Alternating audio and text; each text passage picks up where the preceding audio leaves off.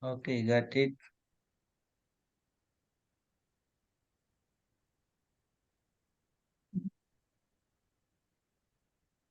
A warm welcome to Abode Masters, Hualien Dharma team, and brothers and sisters around the globe to Saturday Hualien Dharma Talk. Let us start the session for today.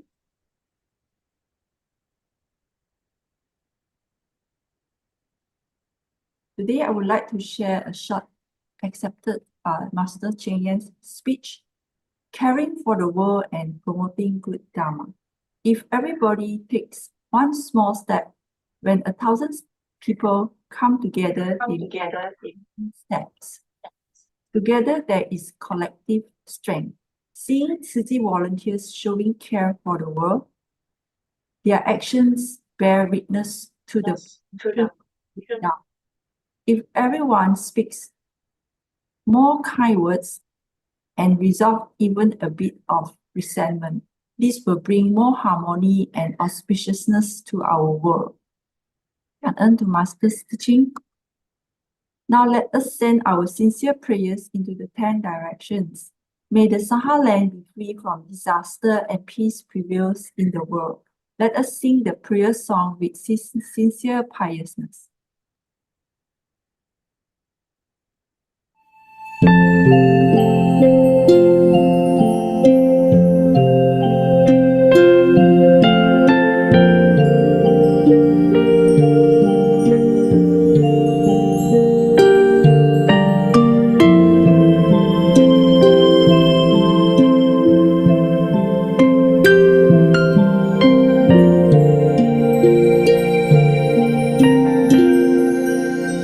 In my heart,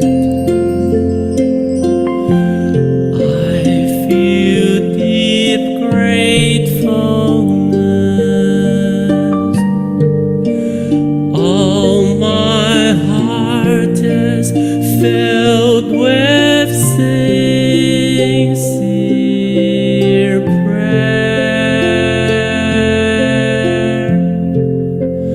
From all corners of the world, let us join our hearts and pray for a world of harmony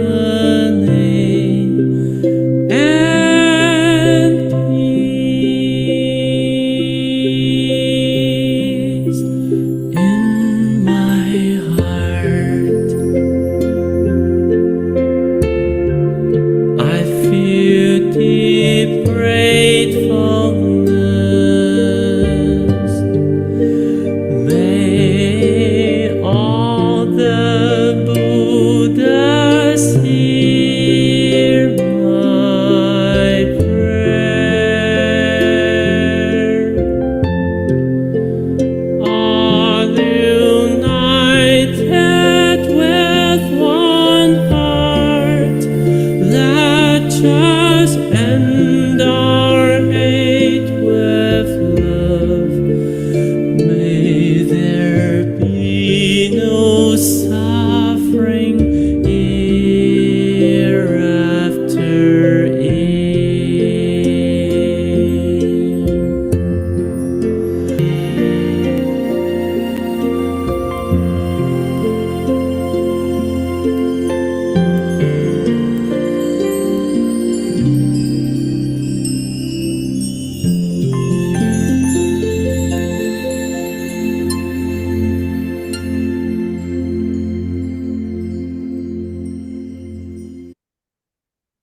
May all minds be purified. May there be peace in the community. May there be no disaster in this world. Let us together pray for universal love and blessing. With loving respect, gratitude, and confidence, let us wish every person in our lives a healthy body and an enlightened mind, and a total fulfillment in universal love. Now let us expand this consciousness to include every person in the world, every being in the universe. Let our unified love make this wonderful world even better. Let us all immerse ourselves in the joyful embrace of universal love. Before we hear the wonderful sharing, let us invite our both masters to lead us in paying homage to the Triple Gems. Let us pay our respects for these teachings and explanations to the Buddha and Master Ching Yen by making 3 sincere vows. Please rise, palms together. First bow. Second bow. Third bow. And a bow to our abode masters who could join us today.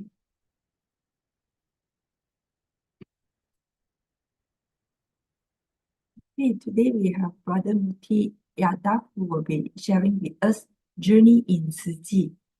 Okay, before that we will invite Sister Su Ching to share the weekly summary. Sister Su Ching, over to you. I'm here. I will not turn on my video as I am right now in the States and I just found a place to sit and share this. Give me a sec, yeah. I'm not in uniform. Let me do this.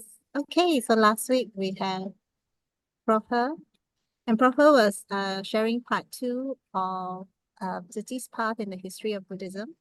I learned a lot from this actually. I think a lot of people also benefit from this. Can you hear me all right? Yeah, loud and clear, Sister Su Ching. Gyan. Great. So in the realm of Buddhism, Tzu Chi stands humanizing bodhisattvas with compassionate hands, lay persons drawn to ideals, ancient yet true, volunteers embodying the 10 precepts as a rigorous crew. Many moons ago, from India to China, Buddhism thrived. Emperors who sought governance was grateful Buddhism arrived. No nepotism taints this form of governing gift. Thus, the new rulers from the north adopted Buddhism as a means away from the Confucianism rift. Monks stood tall, no bows to kings. A new realm of belief emerged away from worldly things. The Pure Land was created for those in war's cruel embrace, and also for intellectuals seeking refuge in a sacred place. In the Tang Dynasty's heydays, wealth did gather, temples flourished, and king's envy was then a matter. Soon in the Han Dynasty's dark days, Buddhism faced its plight. Emperors started eliminating Buddhism, causing great blight. Zen Master Bai Zhang, against a cultural backdrop, promoted self-cultivation and liberation, and no need to stop. In the Ming Dynasty, we witnessed fusion beliefs anew. Wang Yangming blended Buddhism into Confucianism's view. From India to China, Buddhism's decline, we now learn. To flourish again, the lessons must be discerned. Gyan Wenhui's school in 1908 was a modern spark, producing this century's Buddhist scholars, all playing their part. Master Tai Shu had reforms in his calls, active Buddhism beyond just the funeral's pall. Master Yin Shun said in his plea that actions must prevail. We need Bodhisattva's vow in a compassionate trail. So thus, in 1966, Dharma Master Cheng Yen's Tzu Chi Merit Society initially took flight in a small village in Hualien where minds are purified at night. She said, Pure Land is in the present and Nirvana is at hand. Enlightenment is within us when good deeds expand. Tzu Chi's 4 mission and 8 footprints is a bridge to society. From charity to education to medicine to humanistic culture, a profound piety, incorporating Confucianism and scientific thought, woven into Buddhism with societal impact sought. Tzu Chi's influence is vast and valuable on Buddhism's cause, recognized by the Oxford Center for Buddhist Studies as laity transformed into a Sangha force. Altruism's transformation is a first contribution. The second being Tzu Chi is a layperson's organization. The third contribution is the establishment of ethics and rituals, where the 10 precepts are unfolded. In time, Tzu Chi needs to establish its canon law like the Catholics hold. 3 pillars rise make the foundation strong, a philosophy system, an organizational system, and a way to practice the Dharma as we move along. Master Cheng Yen's philosophy is fundamental and key. The Tzu Chi School of Buddhism was finally formalized in 2016 globally. Kanan for listening. What a long sharing. So now I pass over to Brother Chin to introduce our next speaker. Thank you for listening. Brothers and sisters, and good morning, everybody. Especially a very good morning to Brother Lau, Brother Moti Lau, all the way from Lumbini, I understand, from in Nepal.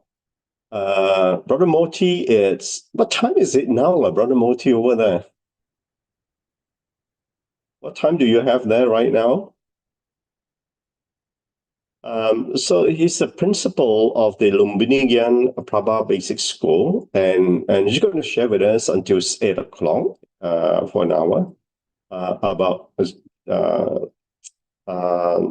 journey in Tzu Chi. And we really look forward to Brother Moti is going to share with us. And obviously, some of our commissioners have been there and working in terms of bringing the education and helping them to realize the path that we're walking. So, Brother Moti, all yours, the platform, all yours. If we can unmute.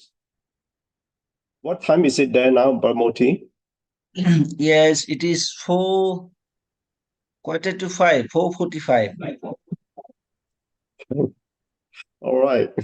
Thank you for sacrificing and waking up so early. All right, all your platform is yours. Okay, thank you. So, namaste from Lumbini. Sisong Siche Tacha Hao. Oh, very good.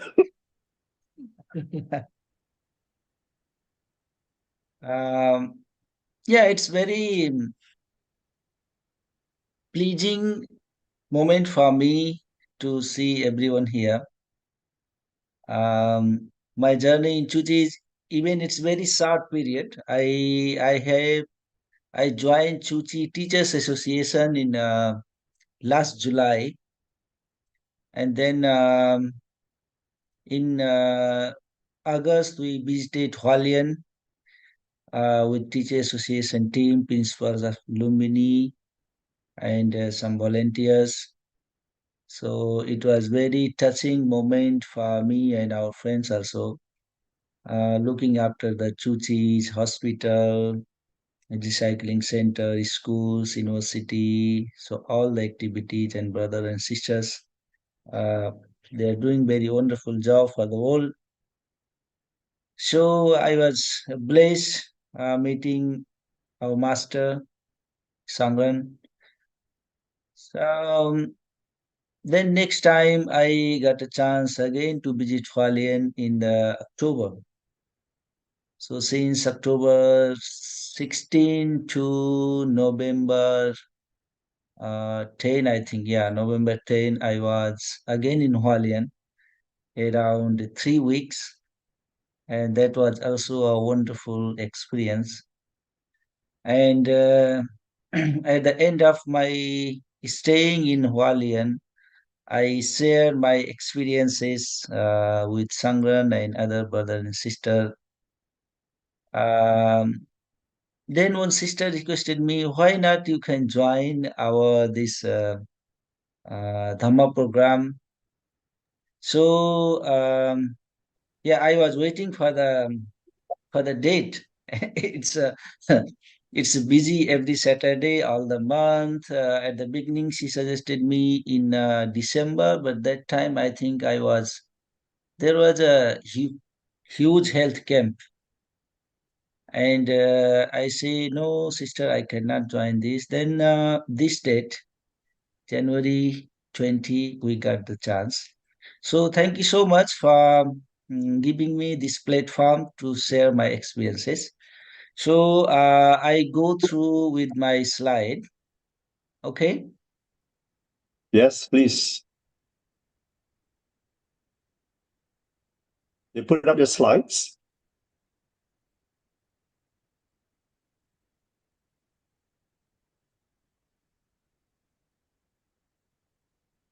Yeah. So here is the journey in that time. Also journey in Tzu Chi. For Lumbini, for Nepalese people, it's not easy going to Taiwan, going to Hualien, because in Nepal there is no embassy. So getting visa, we have to go to India, another country. Actually, even we don't need visa to entry in India, but still it's another country we have to go to get the visa and our passport. And the visa processing is also not easy. They ask so many documents, and as tourists, Nepalese cannot enter in Taiwan. So they always need some sponsors, invitation letters, letter of guarantee, this and that. And Nepal government, immigration board also not allowed you to go um, to Taiwan. It's very difficult. So always there is so many documentations work. Then we have to take a flight going from Lumbini to Delhi, wait for visa. It takes some time, couple of weeks. For me, this time because I wanted to stay 1 month, so they took, I think, 3 to 4 weeks for the visa process. Basically, Nepalese they only can get 2 weeks visa, 14 days visa for Taiwan. So the challenges start when we apply the visa. But luckily, by the blessing of Sangren, I got the visa for stay 1 month in Hualien. Then in this picture, you can see this is the Lumbini and this is the Hualien. Both are Dhamma land. And my journey began from Lumbini to Hualien.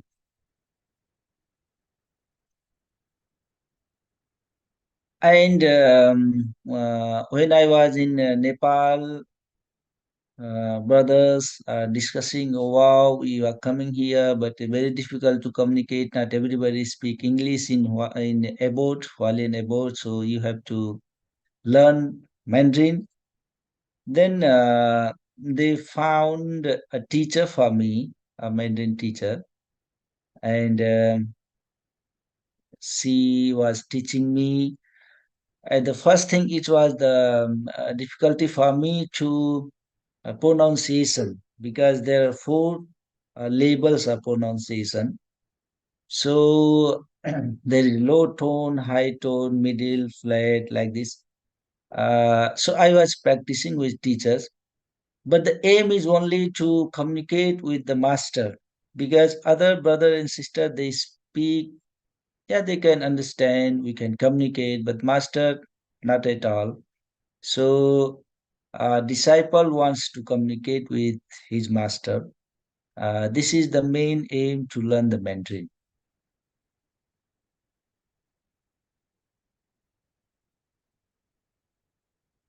And when I arrived in Taipei, Hualien, I have got so many mm, opportunity to participate many programs, many sharings with master. So many people are sharing their experiences, their project works in different countries. So the most touching moment for me in Taiwan was this Dhamma performance, Sutra performance. And I heard and read on the books also how Master started Tzu Chi. But the performers, the volunteers, 1,600 volunteers, they represent this Sutra performance at that time. It was so touching because there are from the young to there are old people also, even 80 plus people, they're standing 3 hours. Beside of so many challenges, they are so much dedicated on that performance. Um, that time I so much touched with the story how Master started Tzu Chi, how difficulties were that time. And I thought, I think this story must be tell everywhere else because now Tzu Chi is grown and there is huge capacity, so many volunteers. But at the beginning, the wheel, there is only wheel of master. There is only, yeah, we can change this world, but there is the wheel is only like a seed. Now we have so many volunteers, many sponsors, many contributors. So how she started that the beginning part is so touching, and everyone I think must know the story from beginning.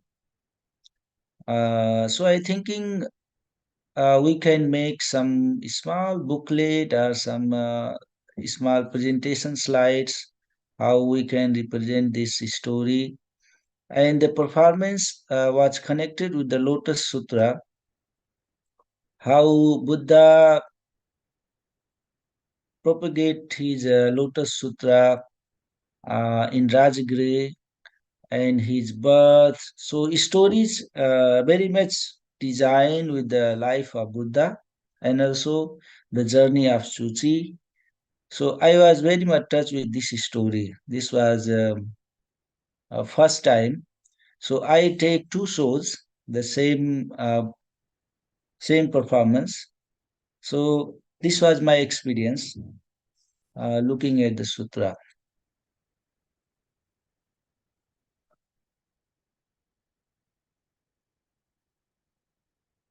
So after watching this Dharma performance, I was so touched by the story of Sangran and the rise of Chuchi. Then I expressed my thoughts to brother and sister if there is any book that shows the history of Chuchi and the life of Sangran. I want to translate into Nepali and Hindi.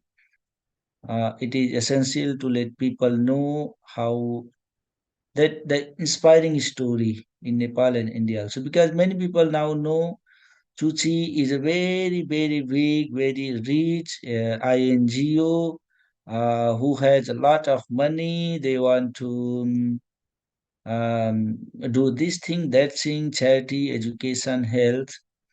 But they, many, very little people, very few people know the how this huge organization started. So every big organization started from very small thing, very tiny things like a seed.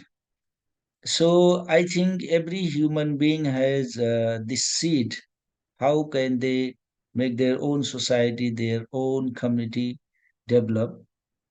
So this story must be tell and must know everyone. That will inspire a lot.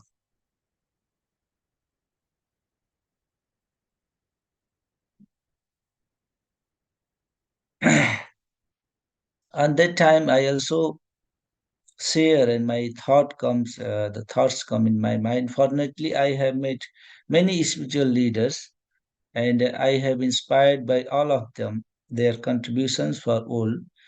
But the Sangran has an unique personality among all of them. Uh, there are so many spiritual leaders working on Buddhism and the community development.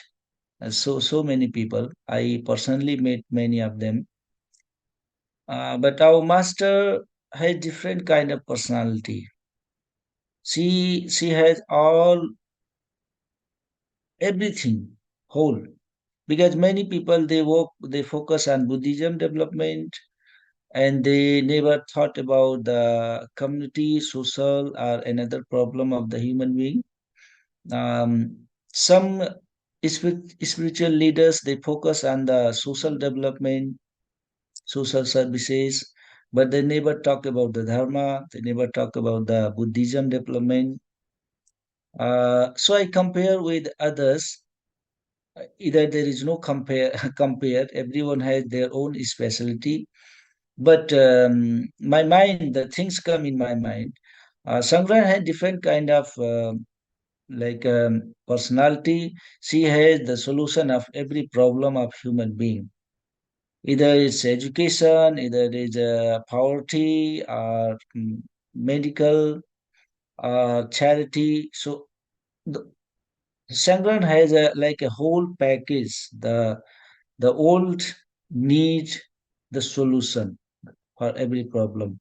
So she has a great personality. That is very touching for me.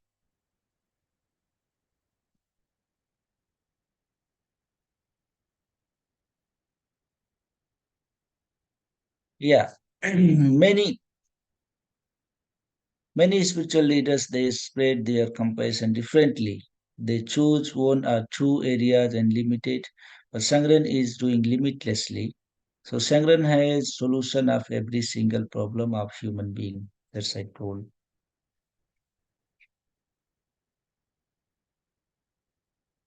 And during my stay in abode Hualien, every day I join the morning assembly. So seafoods in this assembly, uh, they address the people, the audience, and also through the digital media. Many people from the old while they got chance to hear the morning assembly and the dharma.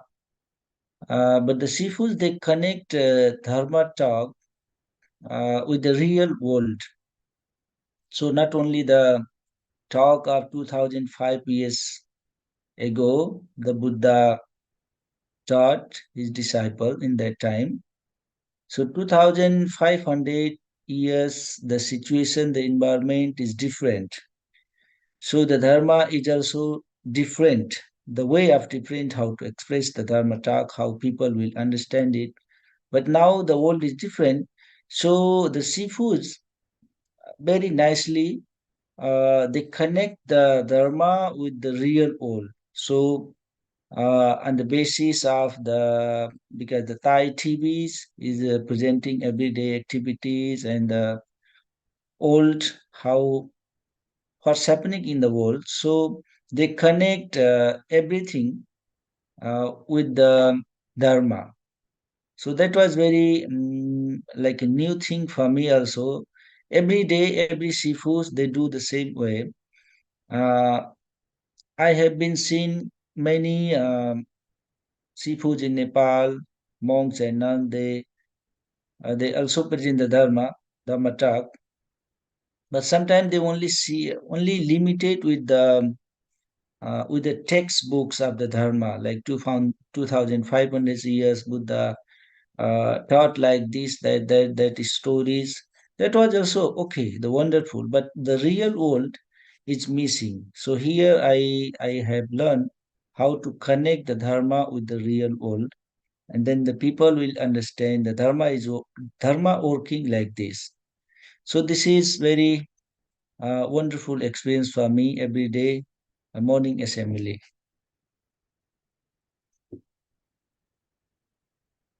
And also when I got a chance to work with the garden, yeah, many different work, multiple work I have been involved during my stay in Hualien abode.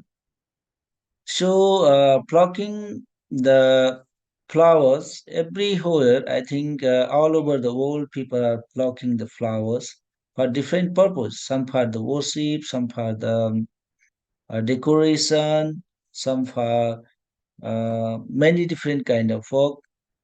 Here I was plucking the flowers to make some herbal medicine, herbal tea that I heard from the Sifu. And then I remember a data like more than 8 million tons of flowers every year um, thrown by the Indian river, thrown by the Indian temples and the people in the river, and that is so much polluted that make the environment very dirty. So I don't think how people will think about this, but it is the same flower which can be converted in the medicinal things. And there is another kind of flower, they can be converted in just making the environment dirty. So it depends on the person, who is plucking the flower and what is the purpose of the flower. So I was so much happy because the every single flower I pluck will help the people without harming the environment. So the idea came in my mind. Um, yeah, okay. After the worshipping, after the offering in the temples, also in the Hindu temple, it is the matter of the people. They celebrate their mm, tradition, their Hindu, their culture, but also after finishing all this ceremony, they can also use that flowers in medicinal purpose or something else. So that could be a best use of the flowers. So this is my thought. I don't know how people will understand.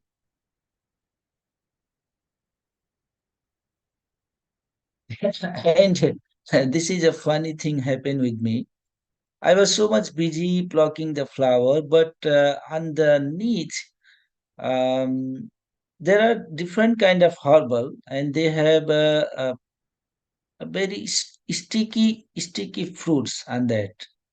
So later I realized something is sticking on my pants. Then I pluck it, clean it, and then ask with the sifu and brothers and sisters, and they said this is another kind of herbal. That is the Jingxi herbal, the major ingredient of the Jingxi herbal. So that was also a good experience. And here, I think you can't see my face. I was a very professional farmer and planting radish that time. The Sifu sent me the pictures. The radish I planted was very nice, very good. So that time, a thought came in my mind. I'm not planting just a radish seed, but also I'm planting a seed of love, a seed of gratitude, and um, that makes my mind very happy, very peaceful. So last month when I got the picture from the Sifu, the radish was very nice, very good. So I feel, wow, this is my love to the abode for the brothers and sisters who came to uh, Hualien abode. So this was my service in the Dhamma land, Hualien.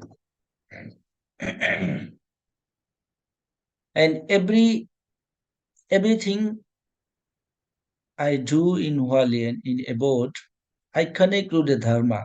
I connect with the inner heart and inner blessing. So a time we are cleaning the farmland to plant a new seed. Then I compare like a farm. There are so many obstacles in our life also. So we have to clean it to cultivate blessing in. Uh, our heart, our soul is always every day by the newspaper, from the YouTube, social media, and friend circle. Sometimes we got so many obstacles and grasses like this, grasses like a farmland. So we have to clean to cultivate the love and gratitude's blessing in our heart. So these things I connecting my work with the dharma.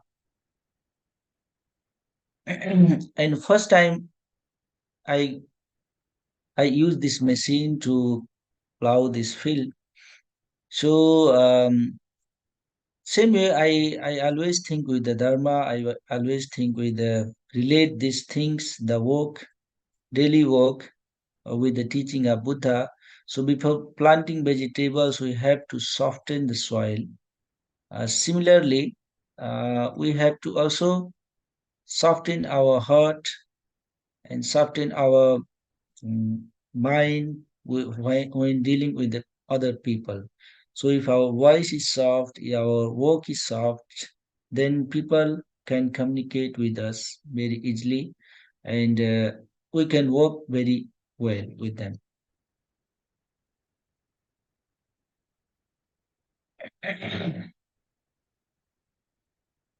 This is another incident. After we finish our work, then Sifu say, "Do you like papaya?" And I say, "Yes, I like." Then she brought me, "Okay, then you have to pluck it from the tree." So when I was plucking the papaya, I also think, okay, I work in the field, and then Sifu became very happy after my work, and she provided me a fruit. So the fruit of our compassion and blessing are more delicious than any other fruit. So this is elderly fruit. The papaya is elderly fruit. I will eat and finish it. But the fruit of compassion, the blessing, and the other work what we do for the Chuchi, our brothers and sisters are doing so many great work, different places in the world. So I am sure we all can get this very best fruit after our compassion and blessing we are doing through the Chuchi work.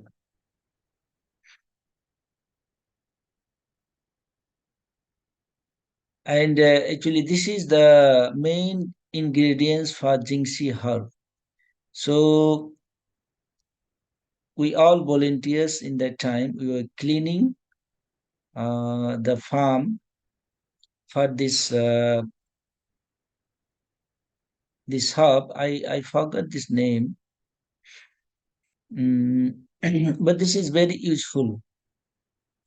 We work for drying and cleaning, cutting. So that time, so many volunteers are working for this. I think tons of this herb we work and prepare for the next Jingxi herb. And another thing I realized in my journey in Hualien, there are two different things. Like there is paddy husk and the soil. They are different kind of things, but when they combine together, their combination make the soil very fertile, very good um, fertility for the next crop, next fruit, next vegetables. So I thought this is the nature of the world. This is the nature of the inverse. This is the inversion law. Uh, in the Chuchi, there are different kind of people, different kind of volunteers from all over the world. We have different background, we have different experiences, we have different education, different practices. But when we get together in Chuchi, our differences make the Chuchi more purposeful, more fertile, and more things we can do together. So in differences, uniqueness make the differences make unique. So this is the things I thought when working in the field.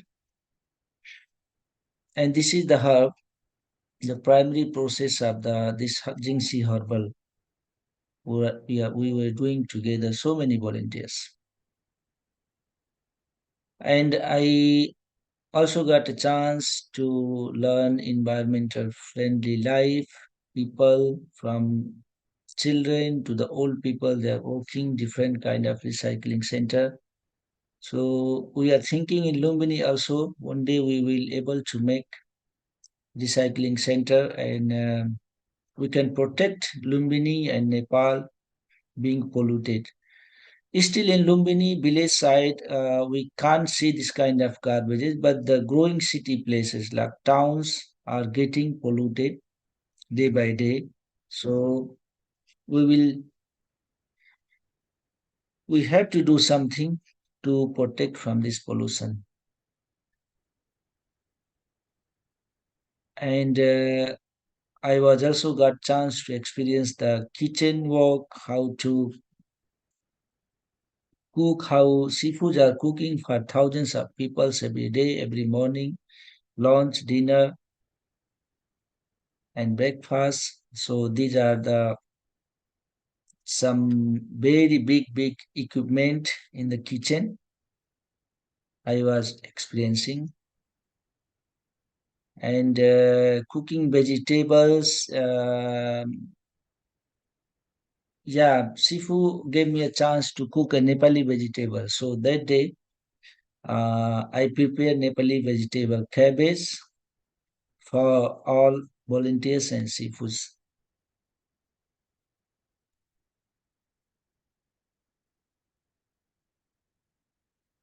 Yeah, I think that's all. Thank you so much for listening. I don't know how inspiring the story you like or not. I'm waiting for the feedback of brothers and sisters. Thank you so much, Kanan. Kanan, brother Moti, truly a very inspiring journey for you, and certainly you have we are inspired by what you went through. Now, when you first started, you mentioned about you have to learn Mandarin so that you can speak to Sangren. Uh, I am struggling to learn Mandarin myself. I speak a dialect, but I don't really speak Mandarin. Tell me, tell me, Sister Su Ching, I think thank you.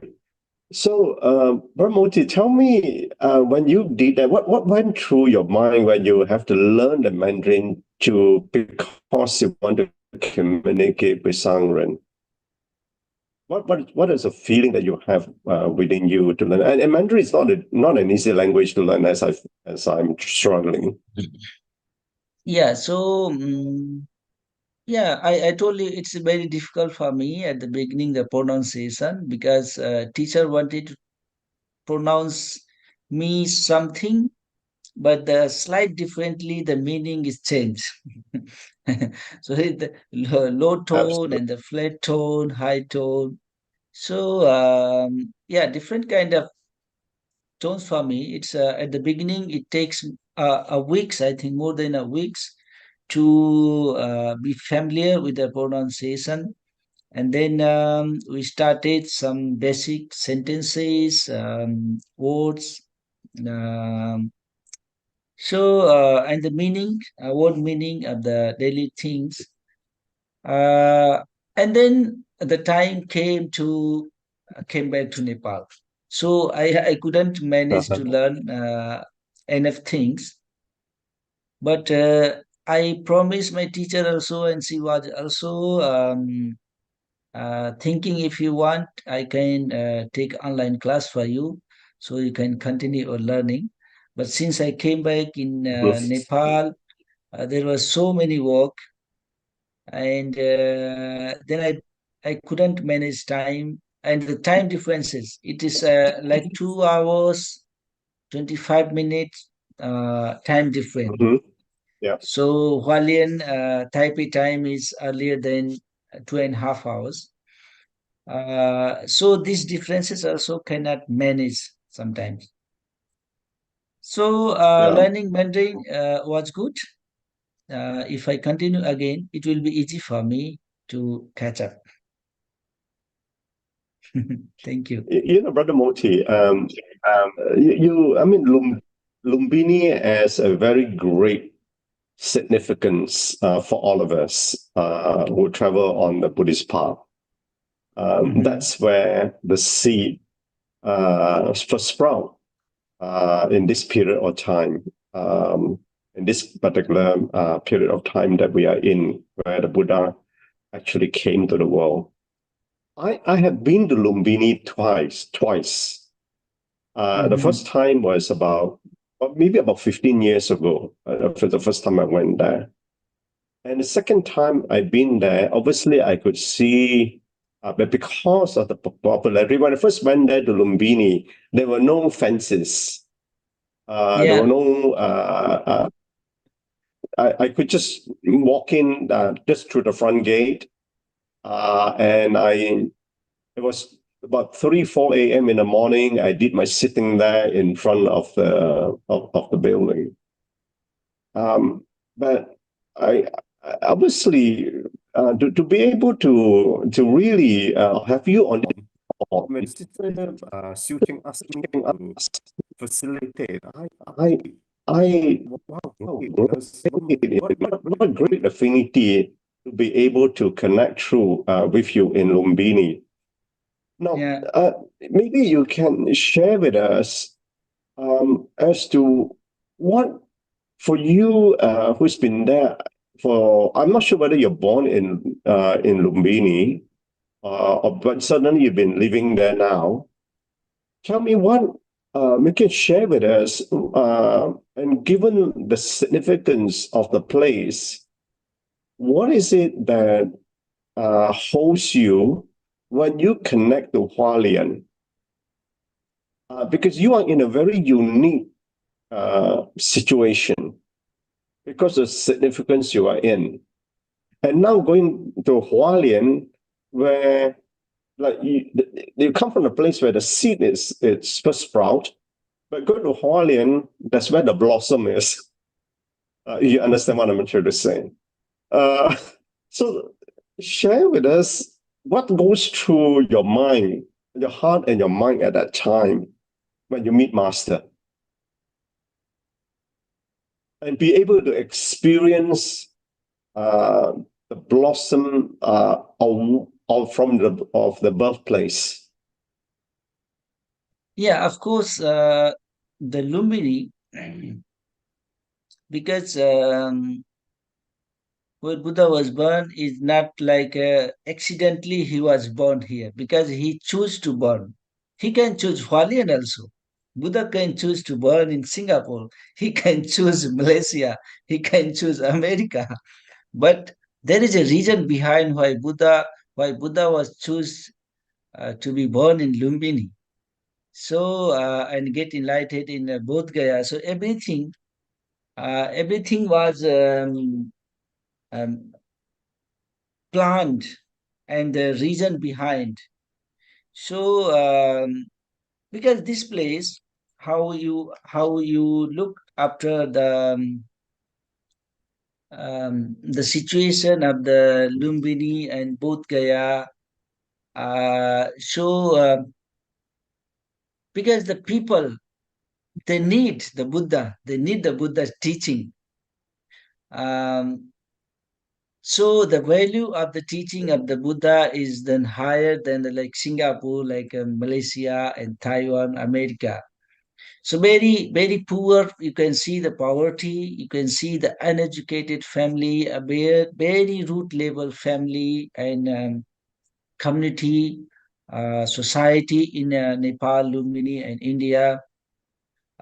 So this is a great opportunity for us, the people who are connecting the Buddha line, who are living, who got the chance to born in Lumbini, who has got the chance to born in Bodh Gaya. So this is actually the affinity. This is the connection, how people can connect with the world and also get a chance. This is the reason why we met, why Chuchi came to Lumbini, and this is the reason I got a chance to connect with the Sangren. So when I meet her, it was so much touching. It feels like wow. It seems like we have a connection from long time. This is not a first meeting with the Sangren. It seems like we have been meeting in past life also. So this is my experience when I met, and also even we meet some volunteers. It feels like wow, this is that not a first meeting. It seems like we have been meeting in many times, and it feels like family. It feels like a very pleasing moment.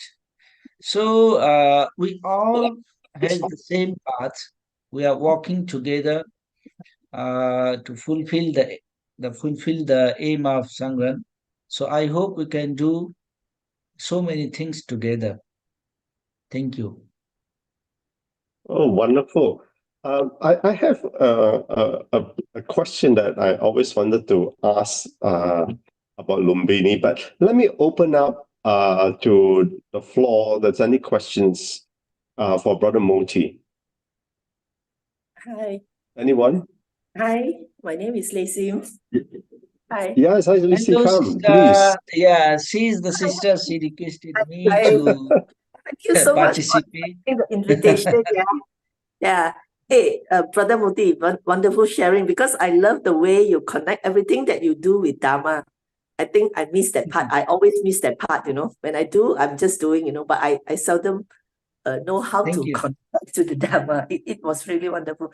I just want to ask, because you say that Master is very unique in a way that she seems to have a solution to every problem. I don't know, in Lumbini, maybe there is some experience that you see that volunteer has did to the society that makes you think of this thinking that Master has a solution for every problem. Do you have any experience that you want to connect with this in Lumbini, especially the I things that think, they have? Yeah. yeah, I think everyone know because nowadays the era of digital media. So everything what the volunteers do in the world, that is digitalized immediately, and you can see on the Thai TV and the YouTube and so many platforms. Yeah, I have seen so many things volunteers are doing here. The touching things for me is the charity work because there were so many poor people. Like there is a handicap, one of very young boy. He got an accident and handicapped, so he thought he cannot walk, he cannot even talk also because some brain nerves is not working. So he got a chance to connect with the Chuchi volunteers and got the medical treatment, and then he able to walk, and then slowly he is speaking also. And later we open up a shop also, a small shop for him, and now his life is changed. So this is the solution because a person who has like darkness everywhere, his life is going suffering, full of suffering, and he is dependent on other family members, but there was no anyone working. And now just opposite, he is making money running a small shop, and his life is totally changed. So this is the big example in front of me. I have seen this is the solution of every problem what Sangram is doing. Yeah, and there is so many examples also. You already seen in the Thai TV. So I don't think I have to explain all these stories here.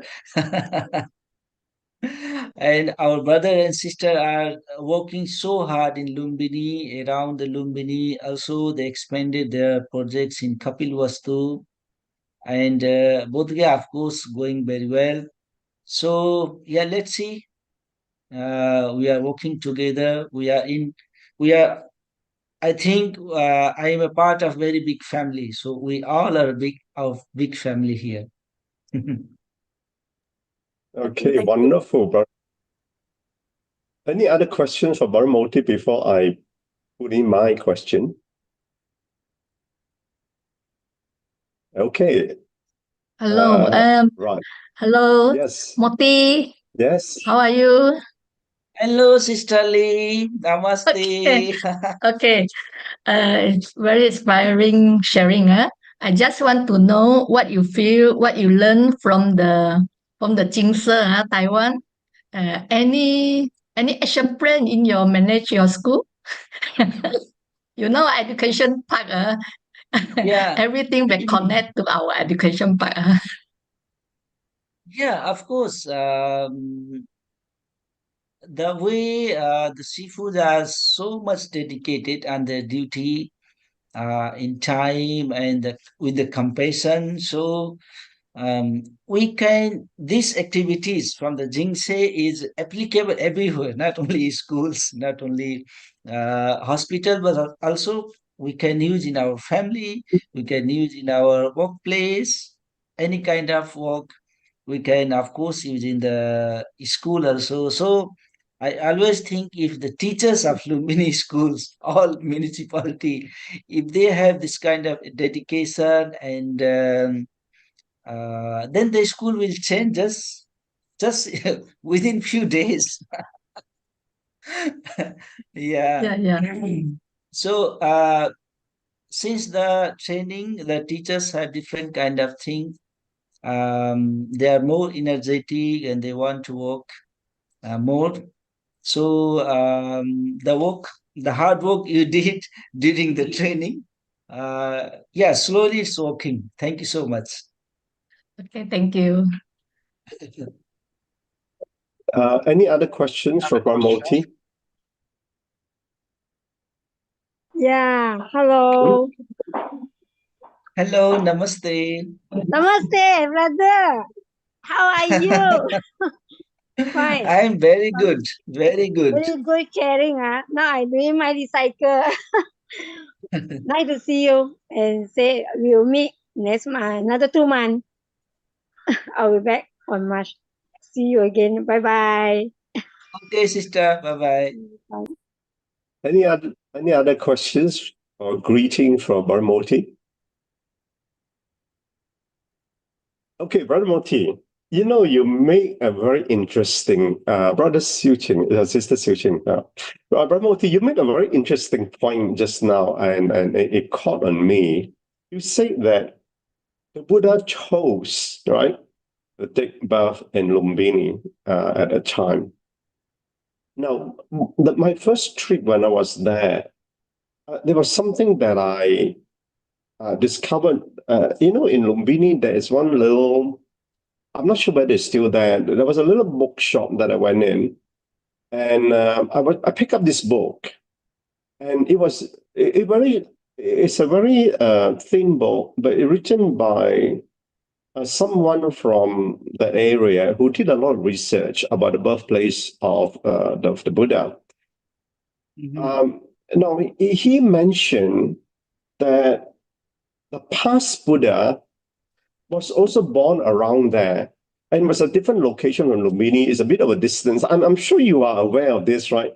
But I didn't have time to travel to the other location at that time. So that point that you make was it got to take place in that area. Now brings me to the next point.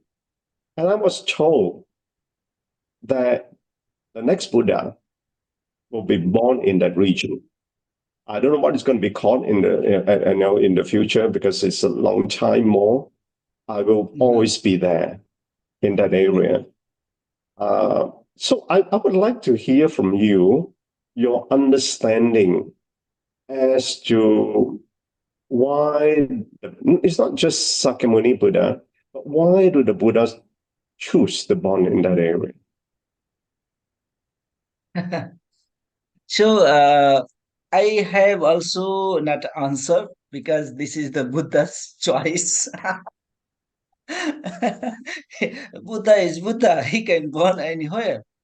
So you are right. There is two more birthplace nearby the Lumbini. So before the Buddha, before the Sakyamuni Buddha, two of them also born nearby. It's 30 kilometers away from Lumbini. And according to this era, this is called in this era the five Buddha must be born. So four of them already born. Um, Sakyamuni was the fourth one. So one Maitreya Buddha will come. So three of them, two of them born nearby the Lumbini, and one is a little bit far. It's, I think this time it is located in India. So I actually, the exact answer also I don't know why Buddha chose this place to be born. But always this India, Nepal, and Pakistan, this area called Jambu Deepa, the island of Jambu. Jambu is a kind of fruit. So the island of Jambu, in Pali word, it's called Jambu Deepa. So in Jambu Deepa, mostly all the Buddhas choose to be born in Jambu Deepa. This is very fertile land for growing the Buddhism, and also not only the Buddha, but so many other saints, so many other priests. Also, you can see if you see the history of Nepal, India, and related this country. So many people are born here and get enlightened in different way, whether they are Hinduism, whether they are Muslims, they are another religion, but Mhm. very great saints were born here. Like in, if I name few people like Kabira was also born in India. He is different kind of philosopher like Krishna, Rama, and Mhm. also the Shiva. They are the Hindu lords, but they actually this land, the Jambudipa land, is um, I don't know what will be the best answer, but this is the best place for any people who want to meditate and get enlightenment. Because there is Himalayas, and also the you can see the seaside also. So in this area, many people, even the highest, the world highest, the Mount Everest located in this area. So I think this is the best land for any Buddha to be born here. Interesting, Moti. Now, then I got another question. So when I left Lumbini and traveled south and crossed over the border of India, which is not far away, when you Yeah, cross not over so the far. border, Mm. and you come to the, I'm sure you know about this. You come to the ruins of Kapilavastu, right? Which is Mhm. supposedly to be where the kingdom at that time, where the father, King Sodahana, palaces. Now, Yeah, the interesting thing is, when I was in Lumbini, I was told that the Kapilavastu, it's actually in Nepal. I'm not sure you also heard about this. It's another different location. Um, so I so I'm also thinking whether the place that I've been, obviously India claimed that is in Kapilavastu. That's where the location is. We all know it's Kapilavastu, but the actual location, is it there or in Nepal? yeah, you are right. And India also right, because Kapilvastu, that time there was no India, there was no Nepal. Yeah. These are the new country. The whole island called Jambu. So Jambu Deepa, Jambu Island. At Mhm. that time, there is very small kingdoms like Kapilvastu, Kosala, Rajgiri. So many different kind of kingdoms were there. So Kapilvastu, one of them. When the Nepal and India border divided, then half of Kapilvastu, I can't say the half, but few parts of Kapilvastu, in India, and few parts of Nepal. But the main kingdom, if you see, if you visit the palace, it is in Nepal. It's very, I think, few kilometers, only 10 kilometers away from the border, Indian border. Right. But of course, there are few parts like some stupas built by that time of king in India also. So I think you have visited in Indian Kapilvastu. So we name them Indian Kapilvastu and Nepal Kapilvastu. So the same Kapil Vastu, we can see not the same different one, but the Kapil Vastu is Kapil Vastu. So it's your choice. You can visit either both of Kapil Vastus, Nepal and India. You can just go one Kapil Vastu, either India or Nepal. So it's your own choice. But some people, it's very easy. You can visit both of them. Now the Indian government and Nepal government, they are making new immigration, maybe coming in soon in the future. Then it will be very easy going one Kapil Vastu and through another Kapil Vastu, and then they can go to India or Nepal. But now little bit far from Sunauli, you have to enter Sunauli, and it takes like 50 kilometers a round trip going to Kapil Vastu. So yes, they are both right, both country claiming it's right way. This okay. Thank you for explaining that. I am a lot clearer now, and I've been on this pilgrimage trip a couple of times. And next trip I go there, I must make it a point Please, to visit you can those you can Kapil also, Vastu. yeah, when you able to visit Kapil Vastu, the Nepal Kapil Vastu, I am sure you can visit the Buddha's birthplace, the two Buddha's birthplace. Yes, So nearby there, yeah. that is And my now, aspiration. yeah, now our Chuchi program is going on in Kapil Vastu. So I am sure next time you will get a chance to visit there.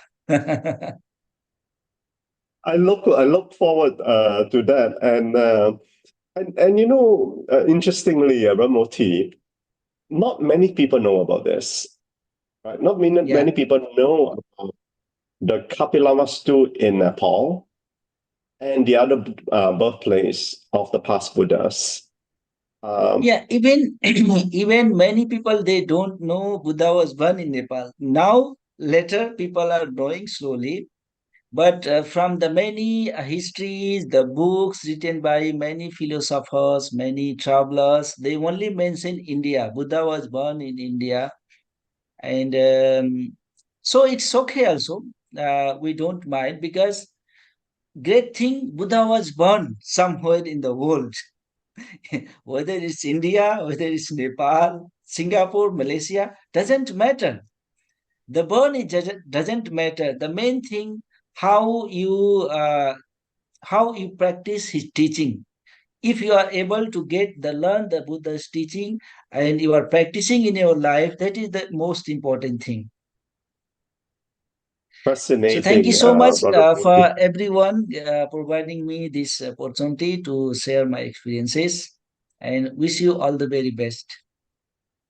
So maybe if you can open up all your Zoom and we can take a photo with Brother Moti. Okay, sure.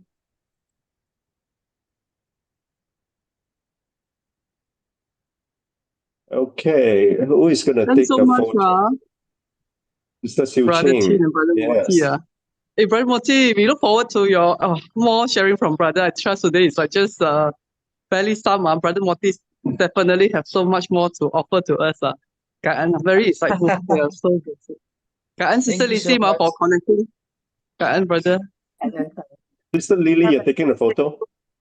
Very grateful actually to listen to Brother Moti, to giving us a different perspective. Yeah, as from someone who is actually born and bred in Lumbini. Okay. Yes, One, Brother Moti. You. 2, 3. Yeah, we didn't realize so difficult for the Brother Moti to travel to Taiwan. Have to go to India to get the visa. Those are it's not easy. Okay, Okay. 祝福你。So for we look forward to seeing Brother Moti in person. Thank you, anyone. Okay. Bye. See you. I hope to see you everyone in Lumbini soon. Yes. Soon. 2 months time. Okay.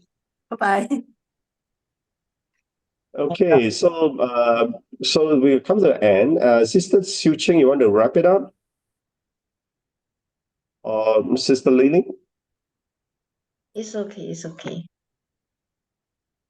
Okay, so we will now offer 3 bows to the Buddha, Dhamma, and Sangha.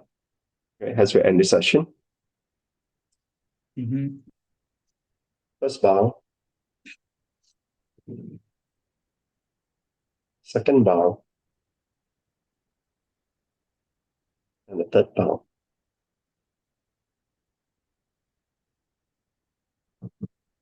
Okay, can't earn so much, brothers and sisters, and we'll look forward to another exciting sharing next week. And have a good weekend, everyone. Chin for wonderful hosting. Bye. See you all later. See you. Yeah. Bye-bye. Okay, Bye. bye-bye. Okay. Bye.